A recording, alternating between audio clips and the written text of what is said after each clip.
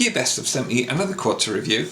This is the Aosenmei Toys, and this is the CG035 one. Cool looking quad, really looks like a very bright white plastic, so look forward to getting into it. Just the box has come totally unmarked, which is great, so the packaging is getting really good out of China now. It lists all the features are on the front as per normal. On the side we've got warnings and everything as you usually have. If you've got the FPV one, which I'm not sure what I've got yet until I get into it, you've got the quick read code there, I would imagine, for the FPV, but we'll find out as we go through. And then it's got loads of different functions that it actually has. I would imagine that's spread across the range of them as well. So we'll see how we go. And then it's got the two different distinct quads on the back there with the different systems. So let's get this unboxed and see what it looks like. So that's the cardboard out the way. I just want to show you it's actually packed in sort of moulded plastic, so everything's held in position, and it's certainly nothing's moved in transit and nothing is damaged either. So let's get this out on the bench. So there we are, all unpacked, and I've got the one without the FPV. There's two versions for looking at the box, and I've got the start model basically. It's a GPS quad. It's got altitude hold, it's got follow me mode, and I think it even circles an object as well, which would be great if it had a camera on it. But it'd be nice to play with anyway, and I'm sure I'll be mounting a camera on it and giving it a go myself anyway. Nowhere on the box or anywhere does it tell me that it's got brushless motors, but they are, and they're 2300 kV, so I'm quite looking forward to getting them up in the air. It should have quite a bit of drive in it, I'm hoping.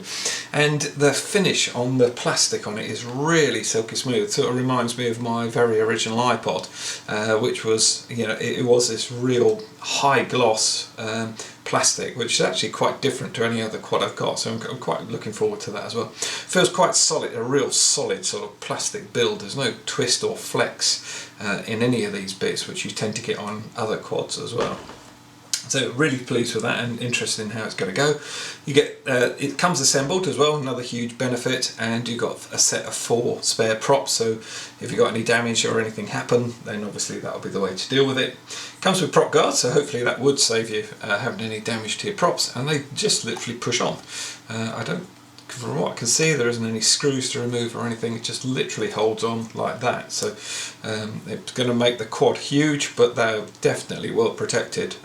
You definitely, if you're new to flying, then I would suggest you definitely put those on. I'm not sure that I will.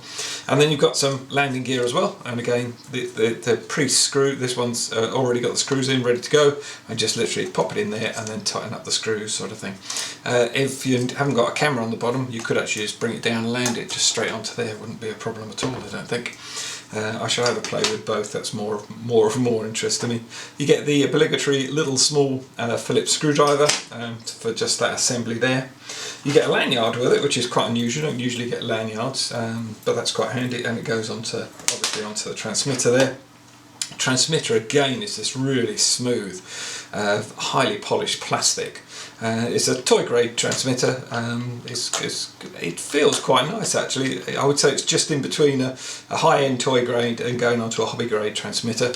And you've got switches at the top, and you've got triple switches on the front as well, so I'm looking forward to actually getting this all running. There's an awful lot of stuff going on with it, and then nothing's actually marked what it does. It's marked with 1, 2, 3 as you can see, but it didn't actually tell you what they do, and I can't see any trim, so the trim buttons must be hidden somewhere in here, I assume, or with the GPS you don't need the trim button, so and whether you can take it into manual mode we'll see. That would be great if we can. Onto the actual battery itself and the battery charger. You can charge 2 batteries at once, though you only get the 1 battery, and it's a twin cell, 2 cell battery, so it's 7.4, and this charges at 600 milliamp hour. Now on the battery itself, which is a proprietary battery, I can't see anything without taking it apart to actually see what the milliamp hours is. I would imagine it's over 2000 milliamp hours, so it's going to take a good 2 to 3 hours to get it charged with that. And I was a bit concerned that there's no actual sort of balance port coming out of it, which is what you need to charge that with. And you've actually just got to sort of pick it out of here. It's stuck in here. and then you have to pull that out and then pop it in to be charged there. And then when I took that out, I realised there's actually I think it's called a J connector here, and that would actually plug into my hobby grade charger, and I'll put a link down in the description about that. And then I can charge this a lot quicker and probably charge it within the hour. But when you're going to put it in the battery bay, you must tuck this back out the way, because that's the actual connector it uses to go into the back end of the quad. I know my camera won't be able to get down there, but basically that just sits into there like that. And it goes in this way around. It's a really tight fit actually. I haven't actually powered it up because I just want to get the battery fully charged before I do. But it's quite a tight fit, so I would imagine once it's clicked into position it's going to stay there, but we'll see that in the next part of the video.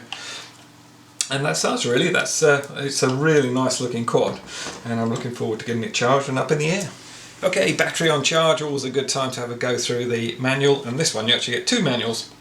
One in all Chinese and one in all English, which I really like. That's a brilliant way of doing it. I've actually wound up with a couple of pages reprinted twice, and my front cover is twice, so basically got a bit of a protection cover on it now as well, which is rather good. It's called Fast Master Manual, and to be honest, the layout and the clarity is really nice, the actual with the symbols and everything, but the translations are not good at all. You've got l'introduction, the first word, and it talks about the OK250. I can't find anywhere on the paper that this is called an OK250, and basically it's not well put together, I must admit. Large areas of text are very confusing when it's just got key call-outs that they're quite simple to understand, but it's certainly not the easiest manual to read by any means. I've had a lot better, have had worse I would say, but for this level of quad I really would have expected a bit better, to be perfectly honest. The all your settings and everything are all in here. I'm not going to go through the whole thing. The graphics are very clear and the call-outs are very good, and I think there's some multifunction buttons which I'm not a big fan of, but we'll go through those.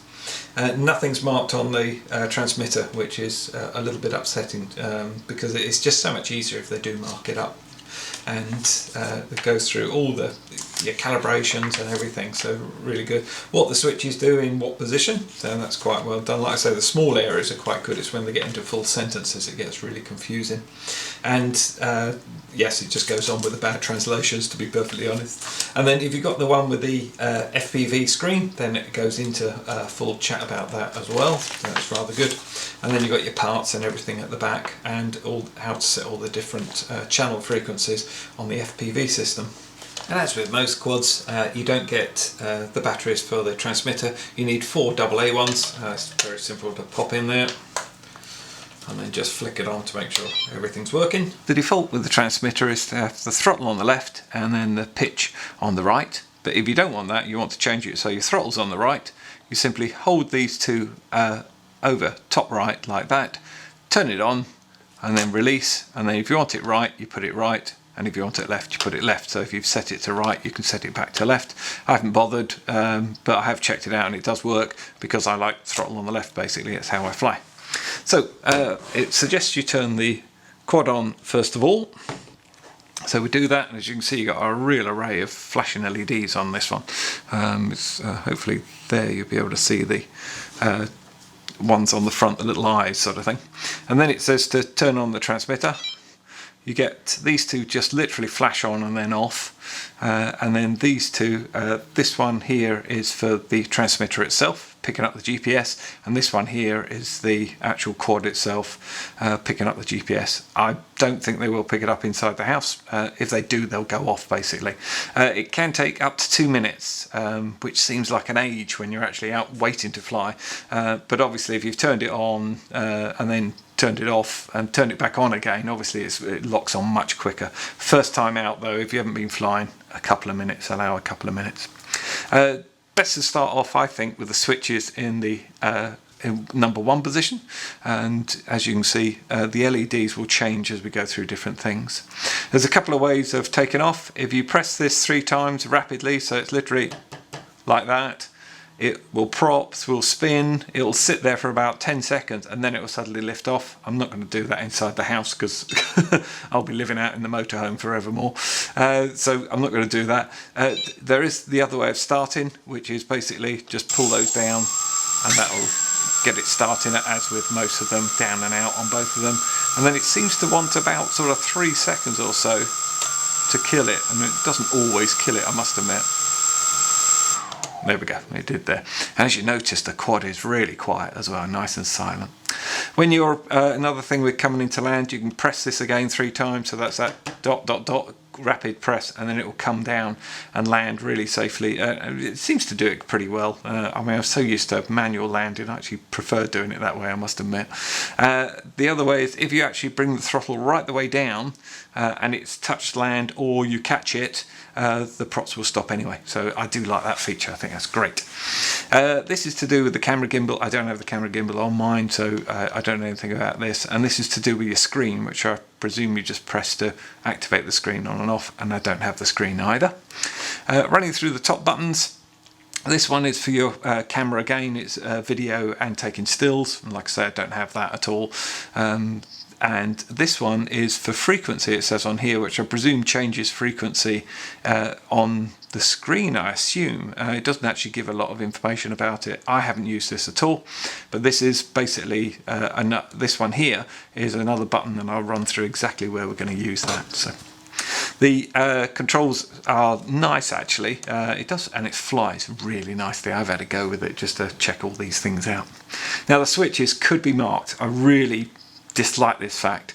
They're also identified incorrectly in the manual, and I think they sort of show them almost around the wrong way. So I'm going to run through how I know it works since I've flown it. So here we go.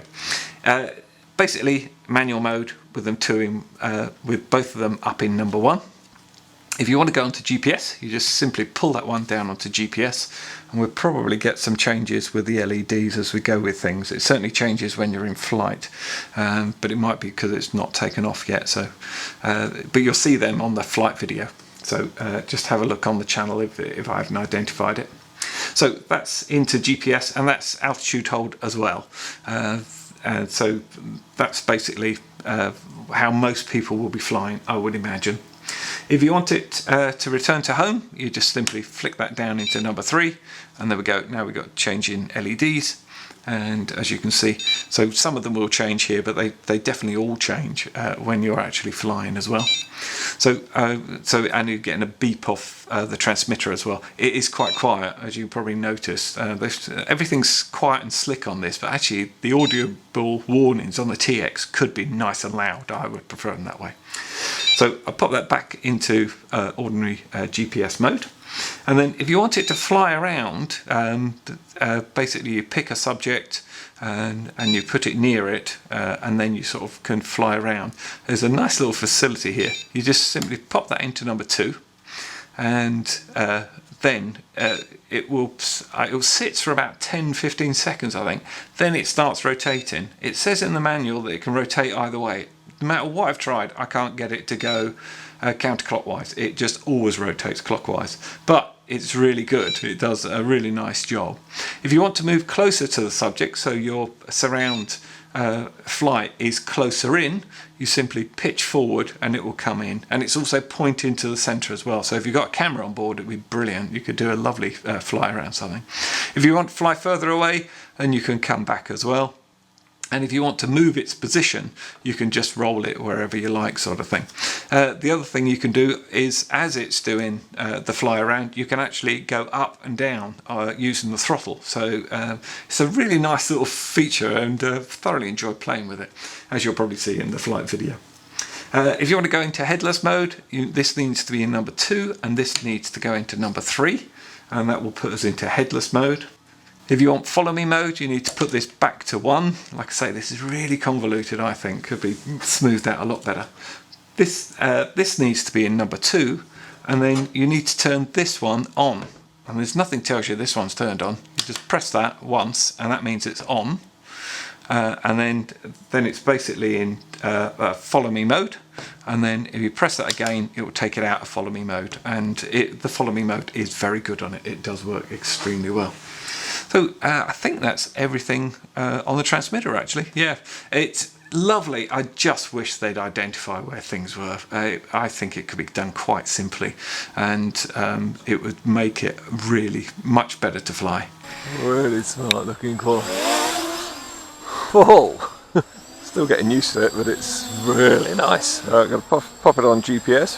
Whoa, which is, don't look down. That's, yeah, I reckon it's done something right. There we go. Now it's in the fly around mode. Perhaps you have to be patient. I'm not a patient person, as you probably realise. Yeah, that's doing a fly around. You can tell how good it is on that hold. Hey, no, that is quite a tight circle that's doing.